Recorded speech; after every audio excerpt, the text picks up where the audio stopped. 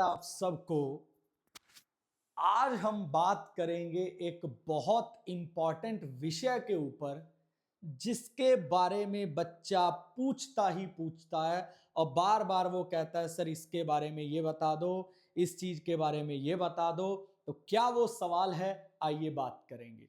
सवाल है sir speed कैसे बढ़ाई जाए, सवाल है मॉक में नंबर कैसे बढ़ाए जाएं, और सवाल है कि सर पहले अटेम्प्ट में क्या सिलेक्शन होती है? बिल्कुल होती है सर। पहला जवाब तो ये रहा। जो मेहनत करता है वो पहले अटेम्प्ट में निकलता है। ये थोड़ी है सर सारी दुनिया सालों सालों लगी रहती है। जो मजे करते हैं, जिनको टाइम पास भी करना है और जिंदगी में पढ़ना भी है, तो फिर सर थोड़ा सा 1-2 साल ज्यादा भी लग सकते हैं। पर जिनका सिर्फ एम ही यही है कि भाई साहब तैयारी तैयारी तैयारी, पहले अटेम्प्ट में होता है। और कई बार ऐसे बंदे भी पहले अटेम्प्ट से रह जाते हैं। तो आखिरकार मार्क्स कैसे बढ़ाए जाएं? आखिरकार हम लोग अपनी स्पीड कैसे बढ़ाएं? तो इसकी मैं 5 इंपॉर्टेंट बातें दोनों के बारे में बोलूंगा। पहली इंपॉर्टेंट बात सर, पिछले वर्षों के पेपर लगाते रहिए, यानी प्रीवियस ईयर पेपर, अगर आपको स्पीड बढ़ानी है, अगर आपको मार्क्स बढ़ाने हैं। 2 बातें। पॉइंट नंबर 2, अगर आपकी स्पीड कम है तो इसका ऐसा कभी भी लॉजिक नहीं बन सकता कि आपको आता बहुत है पर आपकी स्पीड कम है। सर एसएससी में तो इतनी कैलकुलेशन होती नहीं, बैंक का पेपर होता तो मैं मान लेता। तो इसका कारण है कहीं ना कहीं नॉलेज में लैग कर रहे हो उस सवाल में। उस सवाल की नॉलेज पे अभी और काम करने की जरूरत है। तो जैसे ही वो काम आप करोगे आपको उसका रिजल्ट जरूर दिखाई देगा। तो आपको मेन क्या काम करना है बेटा? प्रैक्टिस करनी है, सबसे पहला काम।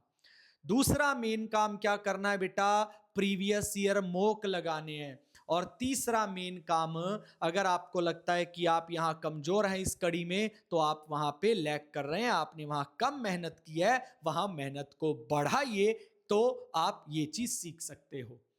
चौथा काम कि मार्क्स कैसे बढ़ाए जाएं। आपको क्या करना है? आपको पहले सेक्शनल मॉक को देना है 1 हफ्ते के लिए, अभी से। रीजनिंग अलग, मैथ्स अलग, इंग्लिश अलग, जीएस अलग। और नोटिस करना है कि कौन सा पोर्शन सबसे ज्यादा बेस्ट रहा पूरे हफ्ते, और कौन से पोर्शन के कौन से पार्ट में कमियां रही। जैसे मैथ्स में कौन से पार्ट में कमियां रही, इंग्लिश में कौन से पार्ट में कमियां रही, रीजनिंग में कौन से पार्ट में कमियां रही। ये कमियां अगर आपने निकाल ली, उन कमियों को आपने पूरा करना है और फिर से जुट जाना है। आपके मार्क्स बढ़ जाएंगे अपने आप, आपको पता भी नहीं लगेगा। और रोज सुबह 9 बजे मैं सीजीएल के पेपर कराता हूं, डिटेल सॉल्यूशन 25 के 25 सवालों का। आइए, वहां से भी आपके मार्क्स बढ़ेंगे। बहुत सारे लोगों को लगता है कि प्रैक्टिस करनी है, पर कहां करनी है? अरे लोग पेपर करा ही नहीं रहे, मैं आपको पेपर करा रहा हूं, हूबहू क्वेश्चन वहां मैच करेगा।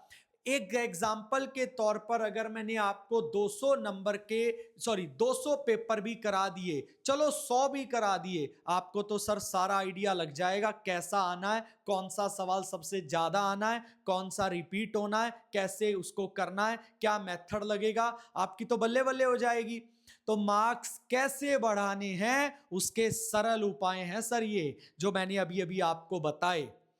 अब आगे बात करते हैं कि अगर किसी का बेस ही बहुत कमजोर है और वो मॉक दे रहा है, तो फिर क्या मतलब है भाई? मार्क्स बढ़े ना बढ़े, मॉक दो, मॉक देने में कोई कमी नहीं है, कोई बात नहीं। पर मार्क्स अचानक से नहीं बढ़ते, उसके लिए सब आना चाहिए, हर चीज की प्रैक्टिस होनी चाहिए। तो अगर आप नए हैं तो संकल्प बैच ऑलिव बोर्ड पर जाकर ज्वाइन कर लीजिए। और अब तो 2.0 आ चुका है, ये 1.0 था, 2.0 बिल्कुल लेटेस्ट है। जाइए और उसका हिस्सा बनिए। और मार्क्स कैसे बढ़ाने हैं, रोज सुबह 9 बजे आप पेपर में भी मेरे साथ सीखते रहेंगे। धन्यवाद।